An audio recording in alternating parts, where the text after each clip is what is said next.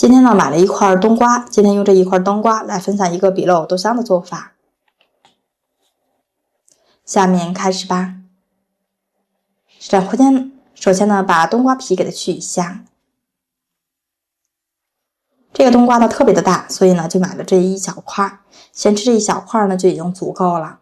然后再把瓜瓤给它挖出来，直接下手就可以了，简单又粗暴。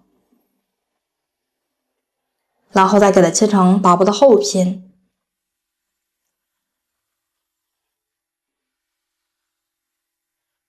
切好以后收入碗中，单手在碗中打上2颗笨鸡蛋，然后用筷子给它搅散。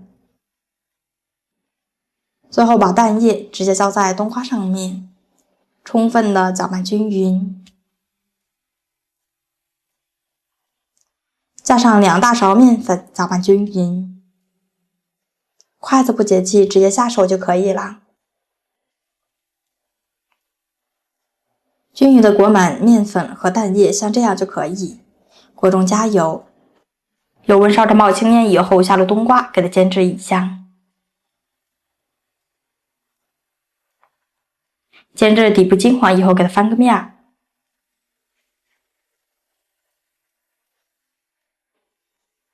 最后给它煎制成双面金黄色，就可以出锅了。盛入碗中备用。再来准备一个小碗，在里面加上2勺番茄酱。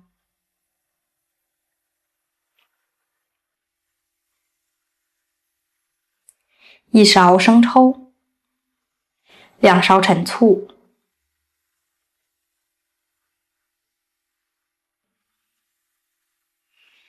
2克食用盐，半碗清水，搅拌均匀。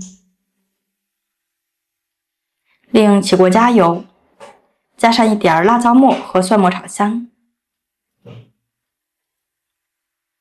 下入冬瓜，翻炒均匀。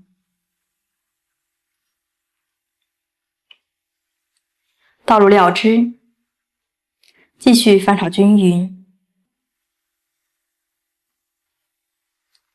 炒到汤汁粘稠的时候，就可以准备出锅了。像这个样子，盛入碗中，撒上一把黑黑的白芝麻，点缀一下，再撒上一把绿油油的小葱花呢，就可以食用了。冬瓜别总是炖着吃或者是煲汤喝了，可以来尝试一下这种新做法。加上2颗鸡蛋，这样做真的是比吃红烧肉还要过瘾。咬上一口酸酸甜甜肉肉的口感，真的是老少皆宜。如果您不喜欢的话，一定要来尝试一下这种做法。无论是蘸着吃还是做着吃，都特别的好吃。